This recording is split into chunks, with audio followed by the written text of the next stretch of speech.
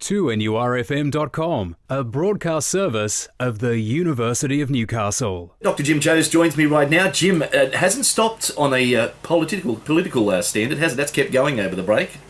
No, good morning, Dave. Great to be back. It's one would have thought that the government would rebound a little, and when it ended 2014, it announced the reshuffle of its cabinet.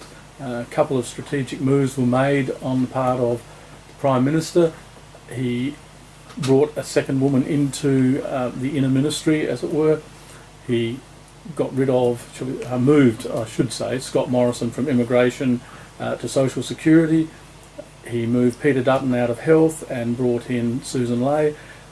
And this was touted in many respects as a sort of reset button strategy, that the government was resetting itself, gearing up for 2015, and it would begin 2015 with a clean slate, a new look, and it would be ready to tackle whatever needed to be done in 2015 in rebuilding, in many respects, rebuilding its credibility and its fortunes.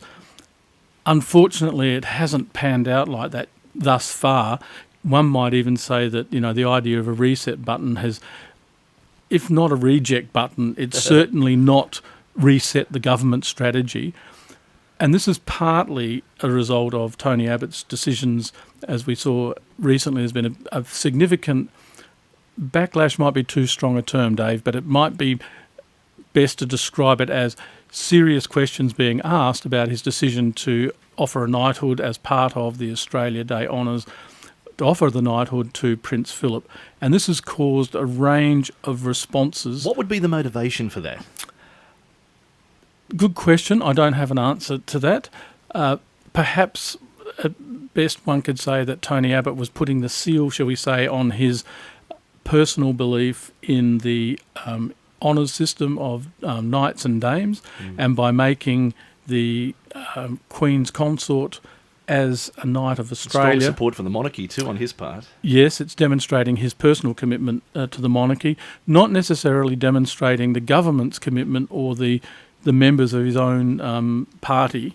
And even in the National Party there's been some negative words said or some serious questions raised. And coming as an Australia Day honour, to honour someone from outside of the country who was it's part posed that of... question, yeah. Is there nobody in Australia that could have received that?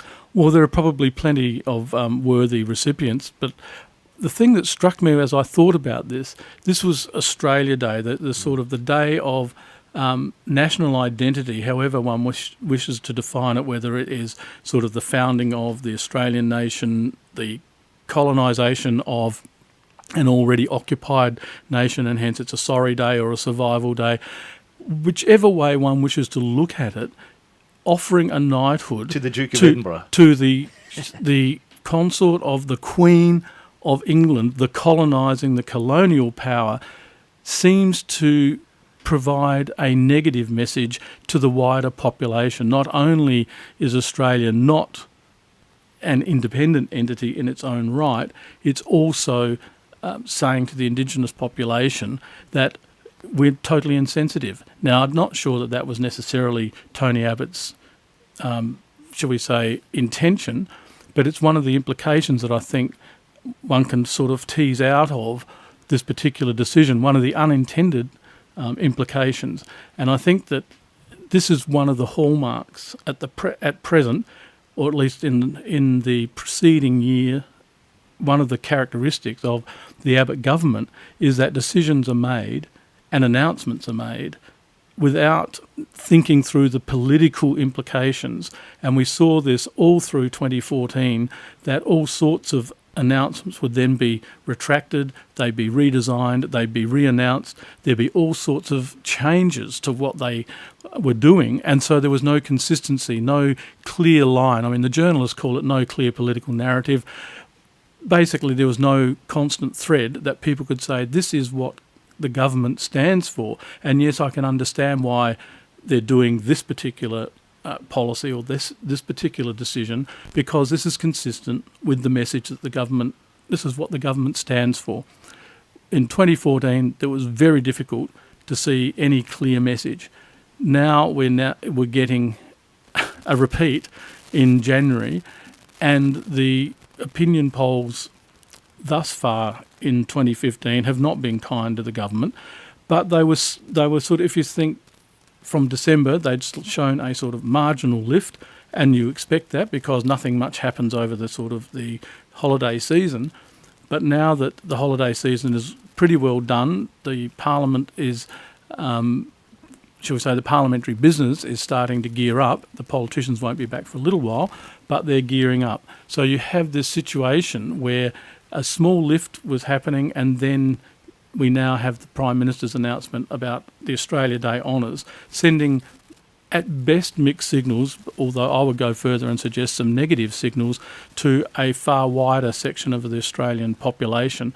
Not a good start, and it tells us something about the relationship between Tony Abbott as Prime Minister and leader of his party and how the government is operating, because many of the people in the government didn't know that this was coming down. And it would seem to me that although Tony Abbott quite rightly is saying, well, this is my decision, and as Prime Minister I've made this decision and I'll wear the consequences, it's a personal outcome, it's not a party political one. But the consequences, I would suggest, Dave, are probably going to impact on the party. And we'll see a bit of that in Queensland next weekend. The Liberal National Party government up there is likely to take a bit of a beating. Whether it will lose government, that remains to be seen. There is certainly a groundswell of opinion and anti-government sentiment. A lot of it generated, for some of the people up there, from the federal sphere, so that the implications, the consequences of some of the federal government's actions are now impacting in Queensland, as they did in Victoria. As we saw late last year, the Victorian government changed and a Labor government came in. A one-term government went out. In Brisbane, we've got another one-term government potential, but I suspect that they will hang on, if only just.